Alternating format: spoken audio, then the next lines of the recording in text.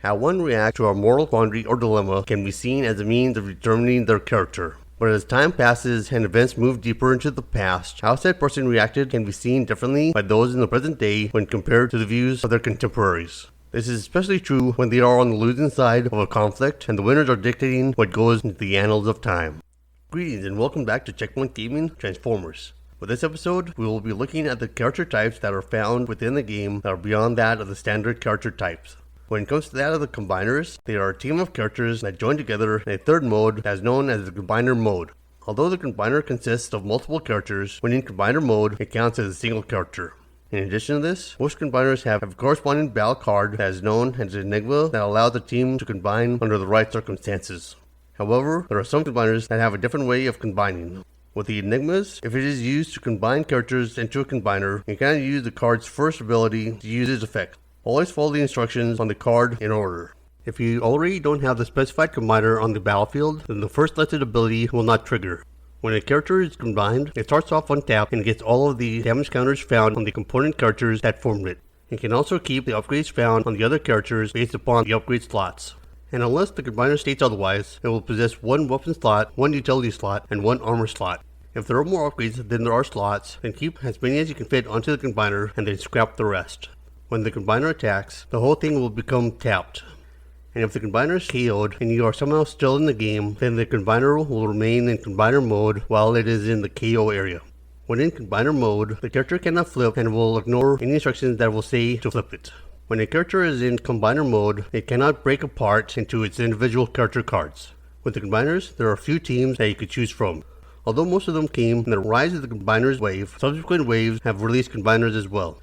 With these combiners, they consist of Devastator, Dreadwing, Minosaur, Omega Supreme, Optimus Maximus, Predaking, Raider Skythread, Sky Shadow, Superion, Tidal Wave, and Volcanicus. With Devastator, it consists of Constructicons. With Dreadwing, it consists of the Dreadwing components. With Minosaur, it consists of Stunticons. With Omega Supreme, it consists of Sage Defense. With Optimus Maximus, it consists of Sentinels. With Predaking, it consists of Predacons. With Raider Skytread, it consists of the Skytread components. With Sky Shadow, it consists of the Sky Shadow components. With Superion, it consists of Aerial Bots. With Tidal Wave, it consists of Dark Fleet. With Volcanicus, it consists of Dinobots. When it comes to that of the Micromasters, Battlemasters, and Weaponizers, they consist of battle card-sized characters. They never go into your deck, your hand, or the scrap pile. Although they are the same size as battle cards, they still act and play as characters. So whatever can happen to a regular sized character can also happen to them. With Micromasters, they are characters that have an alternate mode and a bot mode which allows them to flip between forms. They also start the game in alt mode. And though they tend to be small and often outmatched on the battlefield, they can still assist with the fight. This is due to their tap abilities that provide them with an option that is other than attack. With Battlemasters, they have no alt mode, start off in bot mode, and they cannot flip while they are on the battlefield. It's not until they are KO'd that they can be flipped. When they are KO'd, they can be played in their upgrade mode. They can also be Autobot or Decepticon. And since they do not possess an alt mode, they start the game in bot mode, but they cannot be flipped even if instructed to do so by a card. So if there are additional instructions listed on a battle card, try and follow them as possible. With accessing their upgrade mode, the Battlemaster will need to be KO'd. When that happens, you will immediately flip the card and play its other mode. You still get to play the upgrade even if the Battlemaster is KO'd. It can also cause some abilities to trigger that would otherwise not be triggered during the opponent's turn. When the Battlemaster is used as an upgrade in its upgrade mode, it does not count as playing an upgrade card during your turn. And the Battlemaster can be used in its upgrade mode after getting KO'd in its bot mode. In the unusual event where your Battlemaster gets KO'd in bot mode on your turn before you attack, you can still play an upgrade card from your hand as well as the Battlemaster has an upgrade. It is also possible for a Battlemaster in upgrade form to be removed from the battlefield.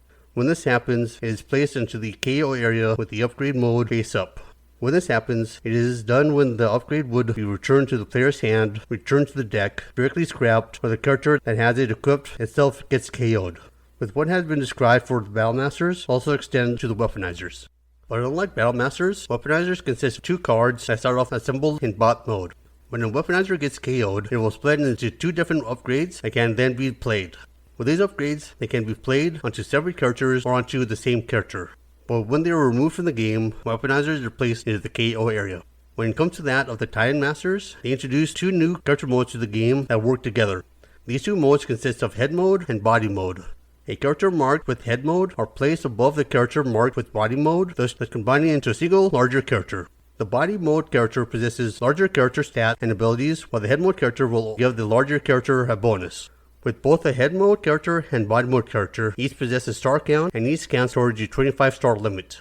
During the game, the larger character possesses all of the stars from both those characters. When creating a Titan Master, it can put any head onto any body, even if the two parts are from different factions. And when these different parts consist of different factions, the larger character will belong to both factions. Because of this fact, it cannot qualify as belonging to only the Autobots or only the Decepticons. When it comes to flipping, the body mode character will flip from alt mode to body mode while the head does not. As a result of this, its bonus will always apply regardless of the mode the larger character is in. Like all of the characters, this character will start the game in alt mode. If this character gets KO'd, even if it's your last character, the head mode character is returned to the battlefield in bot mode. Once deployed, this character cannot flip. Regarding the sideboard, since the head mode character and the body mode character are considered to be separate characters, you can only have one in your sideboard, not both. When it comes to that of the Titans, they are large spots that tower over other Transformers. With these cards, they are significantly larger than the standard Transformer character cards. The only non-Titan character that possesses this larger size card is the promotional version of Omega Supreme. For the game, the only Titans that exist are Metroplex, Trypticon, and Fortress Maximus. With Metroplex, Trypticon, and Fortress Maximus, although they have some special rules pertaining to them regarding other characters in and of themselves, they essentially cannot be played with any other characters. So if you choose any of these characters, you'll only be fielding that given character. With Metroplex, he starts off with a 25 star value, automatically maxing him out to the team's star value. With Trypticon, he starts off with a 24 star value, so he has one extra star value available to round him out, but he has a specialized battle card meant to help maximize his efficiency in the form of Reckless Invasion at the star value of 1, thus maxing him out for his team's star value. Both Metroplex and Trypticon start the game with 3 characters under them. Although each of these characters possess a star value of their own, allowing them to be played independent of their respective Titan, they do not count toward 25 star limits when played with and under their respective Titan. These characters are also needed when playing their respective Titan. With Metroplex, he starts with Scamper, 6-Gun, and Slammer under him, while Trypticon starts with Full Tilt, Wipeout, and Brunt under him. With Scamper, 6-Gun, and Slammer, they can only be deployed once during the game. With Full Tilt, Wipeout, and Brunt, they have the possibility of being deployed multiple times during the game. But regardless of the character, they can only be deployed one at a time. When one of these 6 characters gets deployed, put it onto the battlefield in alt mode and untapped. They are also allowed to attack this turn. When deployed, they become one of your characters, and you'll get to decide when it will be attacking. And if you haven't already flipped one of your characters for the turn, you can flip the newly deployed character. Once these characters are deployed and are on the battlefield, their abilities come into effect. This also extends to attacking and defending. So if they are yet to be deployed, they cannot attack or help to defend. When deploying a character from underneath Metroplex or Trypticon, you can deploy any character you choose and in any order you wish. With Slammer and Brunt, they are combat drones, so they only have alt mode. Since they cannot flip, ignore any effects that try to do this. When Scamper, 6-Gun, Slammer, Full Tilt, Wipeout, or Brunt are KO'd, they are to be put into your KO area. Do not put them back underneath their respective Titan. You also do not lose the game until all of the characters have been KO'd. Even if the Titan gets KO'd, you still continue the game. The Scamper, 6-Gun, Slammer, Full Tilt, Wipeout, and or Brunt are still on the battlefield. But that is only if they get deployed. If any of these characters are still underneath their respective Titan when the Titan gets KO'd, the undeployed characters are also considered to be KO'd. They do not deploy on the battlefield, nor do they appear in the KO area. With Trypticon, there are 2 battle card types that specifically relate to him, and they are Battlefield Incursion and Relentless Invasion. With Battlefield Incursion, it can be played if there are no cards under him, but it will not have any effect upon the game. With Relentless Invasion, although the character is put onto the battlefield where he will attack one at a time, he can still attack with a character as normal. This can be Trypticon or another character that was already on the battlefield. And it doesn't matter how many characters are found in the KO area when this card is played. As long as they are in the KO area, the action effect will cause the character or characters to return to the battlefield and then go underneath Trypticon afterwards. But if the character that is put onto the battlefield due to Relentless Invasion is KO'd before it can go underneath Trypticon, it will go back into the KO area.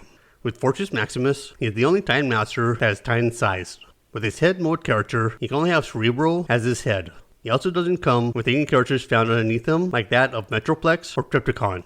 With Cerebro, he is a unique character since he possesses both the head mode and the body mode. Starting the game as a head mode character in Tatsu Fortress Maximus, but will become a body mode character after Fortress Maximus gets KO'd and gets his own head mode character once being deployed onto the battlefield as his own character. When Cerebro gets KO'd, then his chosen head mode character will be deployed onto the battlefield in bot mode. And since the character cannot switch into bot mode, neither Cerebro nor his selected head mode character can be flipped while they have been deployed onto the battlefield. Although the default head mode character for Cerebro is that of Emissary, he can choose any other head mode character he wishes as long as it does not cause the 25 star count limit to be violated. And with Emissary, he can be placed onto any other body mode character. With this unique Titan Master setup, it is worth noting that Fortress Maximus will not get the bonus for the head mode character as attached to Cerebro. You'll only get the bonus found with Cerebro. With Cerebro's head mode character, Cerebro will gain that head mode character bonus after he gets deployed as his own character. If you liked this episode, feel free to give it a like, and if you want to stay up to date on any future episodes that we upload, then go ahead and subscribe. You can also support us on Patreon for as little as $1 a month at patreon.com/checkpointgaming. See you in the next episode, and happy gaming.